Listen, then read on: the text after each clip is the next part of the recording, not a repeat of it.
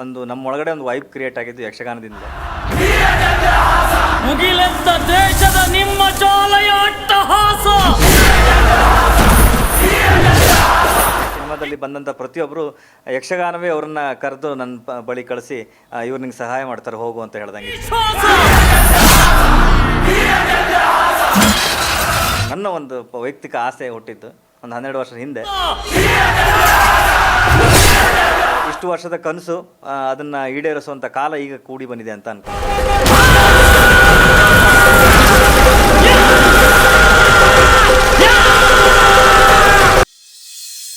Hi ಎಲ್ರಿಗೂ ಕೂಡ ನಮಸ್ಕಾರ. ಇವತ್ತು ನಮ್ಮ ಪಬ್ಲಿಕ್ ನೆಕ್ಸ್ಟ್ ಚಾನಲಲ್ಲಿ ಸಂಗೀತ ಲೋಕದಲ್ಲೇ ಒಂದು ಮಾಂತ್ರಿಕನನ್ನು ಮಾಡಿರುವಂಥ ಇವತ್ತು ನಮ್ಮ ಜೊತೆ ಭೈರತಿ ರಣಗಲ್, KGF, ಇದೀಗೆ ಸಲಾರ್ ತುಂಬ ಸಿನಿಮಾಗಳನ್ನು ಕೊಟ್ಟು ಸಂಗೀತ ಲೋಕದಲ್ಲೇ ಎಲ್ಲರನ್ನೂ ಕೂಡ ಮುಳುಗಿಸುವ ಹಾಗೆ ಮಾಡಿರುವಂಥ ನಮ್ಮ ಕುಂದಾಪುರದ ರವಿ ಬಸ್ರೂರು ಅವರದ್ದು ನನ್ನ ಜೊತೆ ಇದ್ದಾರೆ. ಬನ್ನಿ ಅವ್ರ ಜೊತೆ ಮಾತಾಡೋಣ. ಹಾಯ್ ಸರ್, ಹೇಗಿದ್ದೀರಾ? ಓಕೆ, ಚೆನ್ನಾಗಿದೆ. ಎಸ್ ಸರ್, ಇದೀಗ ವೀರಚಂದ್ರಹಾಸ ಅನ್ನುವಂಥ ಒಂದು ಸಿನಿಮಾವನ್ನು ನಿರ್ದೇಶನ ಮಾಡ್ತಾ ಇದ್ದೀರಾ. ಸಂಗೀತ ಕ್ಷೇತ್ರದಲ್ಲಿ ಮೋಡಿ ಮಾಡಿದಾಗಿದೆ ಸರ್. ನಿರ್ದೇಶನ ಮಾಡಬೇಕು ಅಂತ ಹೇಳಿ ಯಾಕೆ ಅನಿಸ್ತು? ಅದೆಷ್ಟು ಸಿನಿಮಾ ನಿರ್ದೇಶನ ಮಾಡಿದ್ದೀರಾ, ಆದರೂ ಕೂಡ ಇದೀಗ ವೀರಚಂದ್ರಹಾಸ ಸಿನಿಮಾ ಹೇಗೆ? ಸುಮಾರು ವರ್ಷಗಳಿಂದ ಒಂದು ಕನಸು.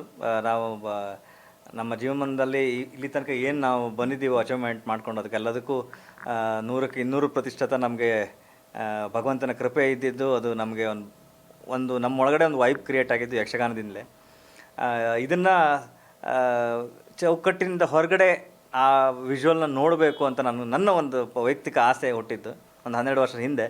ಅದನ್ನ ಮಾಡೋಕ್ಕೆ ಹೋದೆ. ಅದು ಆ ಸಮಯಕ್ಕೆ ನನ್ನ ಹತ್ರ ನಾಲೆಜ್ ಇರಲಿಲ್ಲ, ಅನುಭವಗಳು ಕಮ್ಮಿ ಇತ್ತು. ಅದಾದಮೇಲೆ ಫೈನಾನ್ಷಿಯಲಿ ಸ್ಟ್ರಾಂಗ್ ಇರಲಿಲ್ಲ.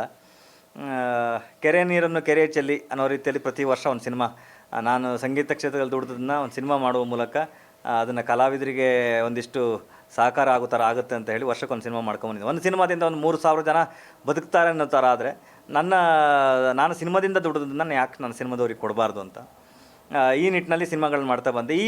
ಈ ಬಾರಿಯ ಸಿನಿಮಾ ನನಗೆ ತುಂಬ ವಿಶೇಷ. ಯಾಕಂದರೆ ಇಷ್ಟು ವರ್ಷದ ಕನಸು ಅದನ್ನು ಈಡೇರಿಸುವಂಥ ಕಾಲ ಈಗ ಕೂಡಿ ಬಂದಿದೆ ಅಂತ ಅಂದ್ಕೊತೀನಿ.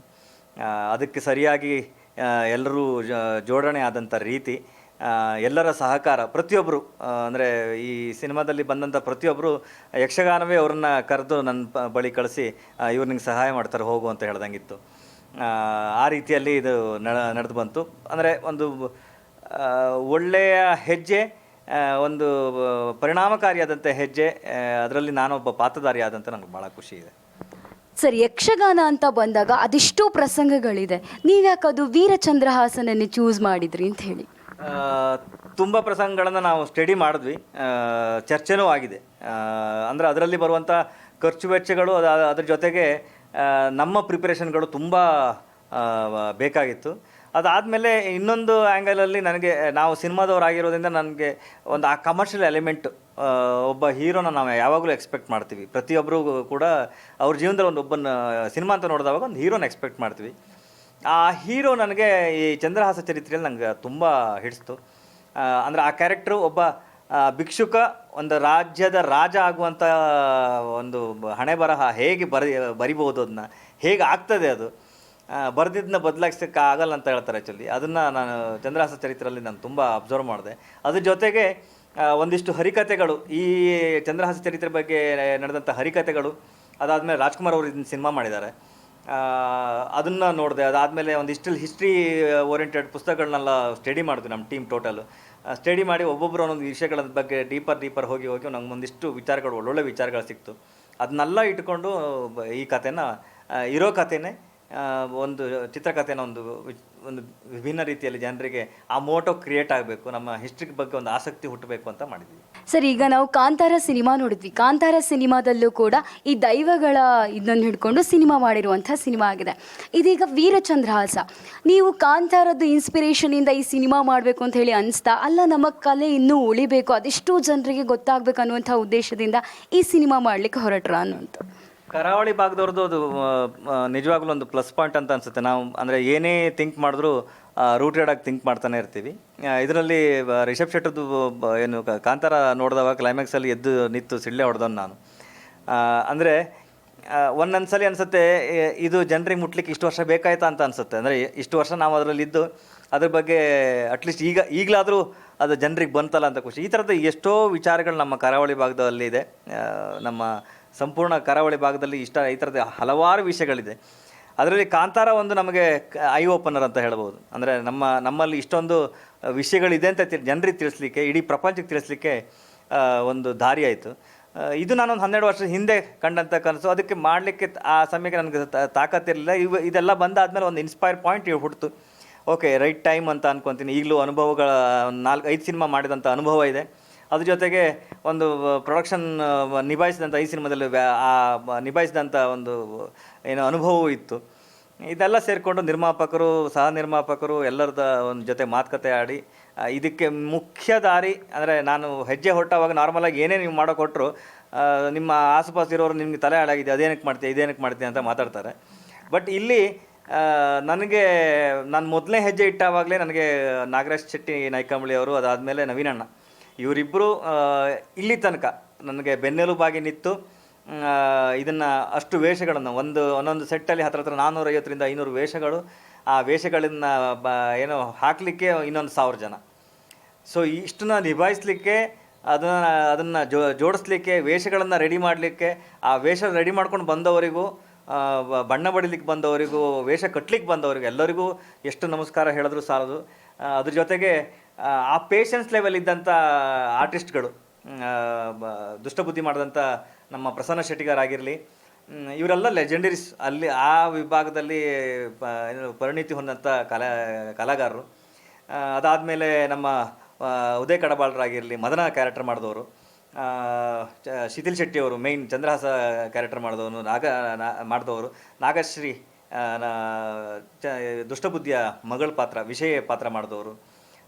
ಅದಾದಮೇಲೆ ರವೀಂದ್ರ ದೇವಡಿಗೆ. ನಿಮ್ಗೆ ಹಾಸ್ಯದಲ್ಲಿ ಈ ಕಾಲಘಟ್ಟದಲ್ಲೂ ಇವತ್ತಿಗೂ ನಾವು ಪ್ರತಿ ಸಲ ಸೀನ್ ನೋಡ್ತಾ ನಗ್ತಾ ಇರ್ತೀವಿ. ಅದನ್ನು ಅಂದರೆ ಆ ಯಕ್ಷಗಾನದ ಒಂದು ಪವರ್ ಅದು. ಅದನ್ನು ಇಲ್ಲಿ ಅಂದರೆ 1600-2000 ವರ್ಷದ ಇತಿಹಾಸ ಇರುವಂಥ ಯಕ್ಷಗಾನ ಇವತ್ತಿನ ಕಾಲಘಟ್ಟಕ್ಕೂ ಅದು ಗಟ್ಟಿಯಾಗಿ ನಿಂತಿದೆ ಅಂತ ಹೇಳಿದ್ರೆ ಅದರೊಳಗೆ ಒಡಗಿರುವಂಥ ಸ್ಟ್ರೆಂತ್ ಅದು, ಅಷ್ಟು ಅದರಲ್ಲಿ ವಿಷಯ ಇದೆ. ಇದನ್ನು ಕರಾವಳಿ ಭಾಗದಿಂದ ಉಳಿದ ಎಲ್ಲರ ಕಡೆಗೂ ಪ್ರೆಸೆಂಟ್ ಆಗಬೇಕು. ಇಡೀ ಕರ್ನಾಟಕದಲ್ಲಿ ನಾವು ಸೇರಿ ಇದನ್ನು ಉಳಿದಂಥ ಪ್ರಪಂಚಕ್ಕೆ ತೋರಿಸ್ಬೇಕು, ಇದನ್ನು ಪರಿಚಯ ಆಗಬೇಕು. ನಮ್ಮ ಕರ್ನಾಟಕದ ಒಂದು ಕಲ್ಚರ್, ನೀವು ಎಲ್ಲೇ ಏರ್ಪೋರ್ಟಿಗೆ ಹೋಗಿ ಎಲ್ಲೇ ಹೋಗಿ ಕರ್ನಾಟಕದ ಪ್ರೆಸೆಂಟ್ ಅಂತ ಪ್ರೆಸೆಂಟೇಷನ್ ಮಾಡಬೇಕು ಅಂತ ಹೇಳಿದಾಗ ಅಲ್ಲಿ ನಿಲ್ಲಿಸೋದೇ ನಿಮ್ಗೆ ಯಕ್ಷಗಾನದ ವೇಷ ನಾವು ನಿಲ್ಲಿಸ್ತೀವಿ ನಾರ್ಮಲಾಗಿ. ಎಲ್ಲಿ ನೀವು ಹೋದರೂ ಕಾಣಿಸುತ್ತೆ. ಇದು ಅಲ್ಲಿಗೆ ಸೀಮಿತ ಆಗಬಾರ್ದು. ಅದ್ರದ್ದು ಒಳಗಡೆನ ಇನ್ಡೆಪ್ತು ಜನರಿಗೆ ಗೊತ್ತಾಗಬೇಕು ಅನ್ನೋ ಒಂದು ಉದ್ದೇಶ. ಇದು ಸಿನಿಮಾ ಅಂತ ನಾನು ಹೇಳೋಕ್ಕೆ ಹೋಗಲ್ಲ. ಒಂದು ಕಲ್ಚರ್ನ ರೆಪ್ರೆಸೆಂಟ್ ಆಗಬೇಕು. ನಾವೆಲ್ಲರೂ ಈ ಕಲ್ಚರ್ನ ರೆಪ್ರೆಸೆಂಟ್ ಮಾಡಬೇಕು ಅಂತ ನಾನು ಹೇಳಲಿಕ್ಕೆ ಇಷ್ಟಪಡ್ತೀನಿ. ಒಂದು ಸಿನಿಮಾ ಆಗಿದ್ದಿದೆ ನಾನು ನಾರ್ಮಲಾಗಿ ಈಗ ನಾರ್ಮಲ್ ಸಿನಿಮಾಗಳು ಒಂದು ಬಜೆಟಲ್ಲಿ ಮುಗಿಸ್ತೀವಿ. ಇದು ನಮ್ಮ ಕೈ ಮೀರಿ ನನ್ನ ಜೀವಮಾನದ ಎಲ್ಲ ಸಂಪಾದನೆಗಳನ್ನು ಇದ್ರ ಮೇಲೆ ಹಾಕಿದ್ದೀನಿ. ಎಲ್ಲ ನಿರ್ಮಾಪಕರ ಸಪೋರ್ಟು ತಗೊಂಡು, NS ರಾಜ್ಕುಮಾರ್ ಅವ್ರದ್ದು ಸಪೋರ್ಟ್ ನಾನು ಹೇಳಲಿಕ್ಕೆ ಅಂದರೆ ಅಷ್ಟು ಫ್ರೆಂಡ್ಲಿಯಾಗಿ ನನ್ನ ಜೊತೆಗಿದ್ದು ಎಲ್ಲ ಆಗು ಹೋಗುಗಳಿಗೆ ನಮಗೆ ಬೆನ್ನೆಲುಬಾಗಿ ನಿಂತವರು.